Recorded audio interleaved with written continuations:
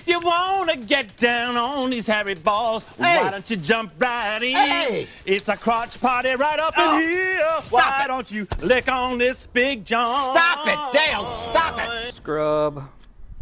Oh no.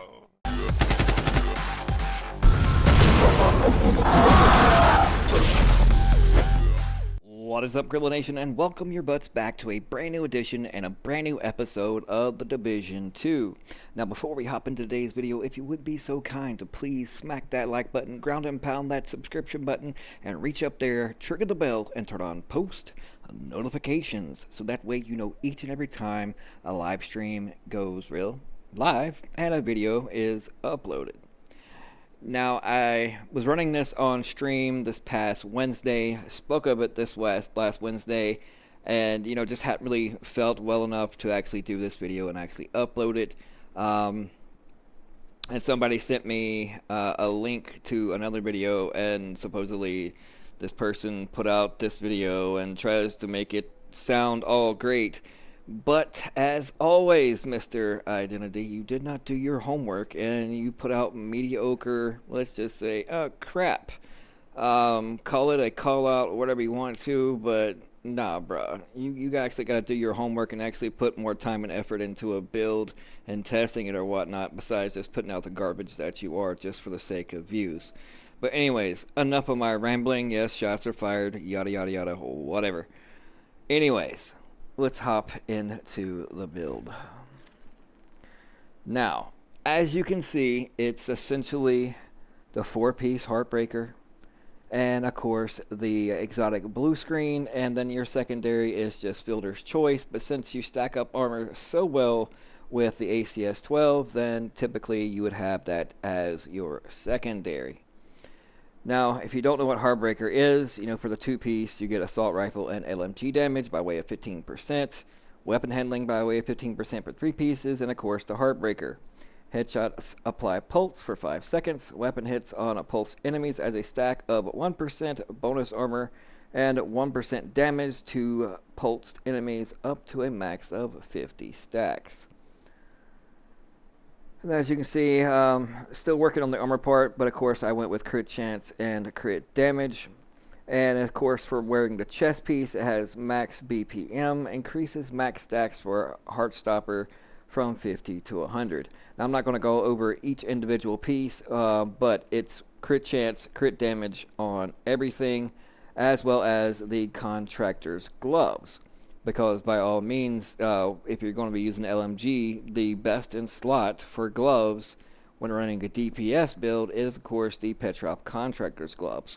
But here is where it gets down to, you should not use the Anarchist Cookbook.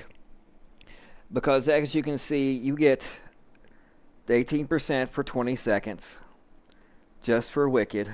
But using the Anarchist Cookbook, it just, you don't get any more damage, you just get an extended 7 seconds. And a mediocre 10% status effect is just that, mediocre. So with this particular setup, there's so many other plethora of things that is better than a Golan backpack in this slot. Golan backpack, and just using it for the perfect talent for an additional 7 seconds of the Wicked, getting that 18% weapon damage for 7 more seconds, and of course that 10% status effect is minuscule at most, and just goes to shoddy content creating, I guess you could say. So maybe Mr. Identity should watch some of my Build Doctor videos and stop putting out crap. And the reason why you want to go with just like the Wicked talent, you still get it for 20 seconds. Yes, you're minus 7 seconds. But if you're on like a crit build, then there's Grupo, there's Seska that you can go with, and then there's Walker and Harris if you just want additional 5% weapon damage. You can go the new UG or Hildegard for an additional 5% bonus armor for having the 1 piece. So there's so many other gear packs in this slot that's better than the Golan, and don't use Golan just for the sake of being able to say, oh, I have a perfect talent on my backpack. It's going to be beast. It's going to be dope. And to someone say, oh, you love it because you're stacking 10% stats effect when you're not applying, any other stats on any other pieces for stats effect, I mean, it's just bonkers. That 10% is meaningless and nothing in comparison. Same exactly with that additional 7 seconds. Because typically, whatever you're shooting at is going to be dead in that 20 seconds, and you're not going to need that 7 seconds. So it is retarded, to say the least, to just put the Anarchist Cookbook Golem backpack in this slot just for the sake of it being a perfect talent. It's quite ridiculous. But like I said, you can go group over here. You can go Walker, Harris. You can go Seska. Crit build, since you're only having one attribute slot in the green gear set pieces, and of course one mod slot in the mass chest piece and backpack. It is quite, I guess, no, I wouldn't say hard, but the payoff is just a little bit more versus such other things, unless you're going to use like the Emperor's Guard knee pads and then stack armor regen on everything if you want to run a regen build, but then potentially you're shooting marshmallows. So, But this is just the same in conjunction with my bow down build, because essentially you're running the blue screen predominantly just to apply status effect by way of the stacks when you disrupt them or disorient them. That is a status effect. So 26 to 50 is all that you need as far as shots on target to then apply said status effect by way of any skill that you use that's not a shield.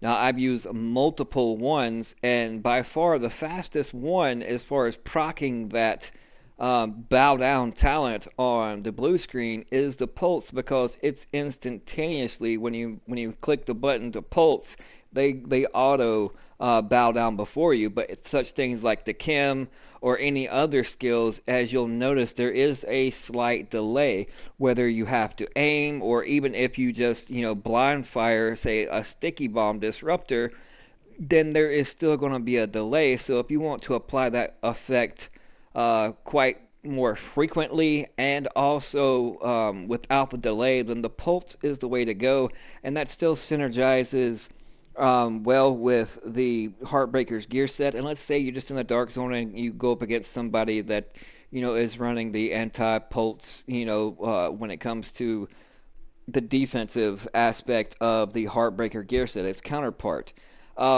It's still a twofold system if you're primarily going to be using the blue screen, because yes, they may be immune to being pulsed, but not to disrupt and disorient that'll proc the wicked. So therefore, it's kind of like a twofold system. If you want to run a pulse, you run a pulse, and then if you happen to run into somebody that's running the anti-pulse, then it doesn't matter, because you're still going to be getting the wicked procced on them regardless, so it doesn't really matter. I actually went to the Dark Zone solo, and we're just starting to do a landmark, and then some dude or bot, whatever you want to call him, just like shoots me in the back while I'm like half dead from NPCs or whatnot. And then he made the dumb mistake of trying to hide behind a pillar, and just watch. It's nothing great or whatnot, but it just goes to show you the mentality of some folks in there that just want to sneak you and try their little gimmicks. But yet, if you know what you're doing and you know what they got on the ground and you know what your build can do, then it's quite easily, no matter what, somebody's running to have a counter for them. But I just want to give you that information out there, as you see in the intro. As far as it being used against NPCs, you can go look at the bow down build for extensive gameplay. You can go look at the past 3 live streams of me using this particular build, and if you want to see a lot more PvE stuff and PvP stuff, then by all means go to that. I just didn't want to make this video too long, but I appreciate you all for the love and support, and keep those likes and subscriptions coming. We are on the rise, folks, and I am humbled by it. So again, thank you so much, and we'll see you guys and gals later. God bless.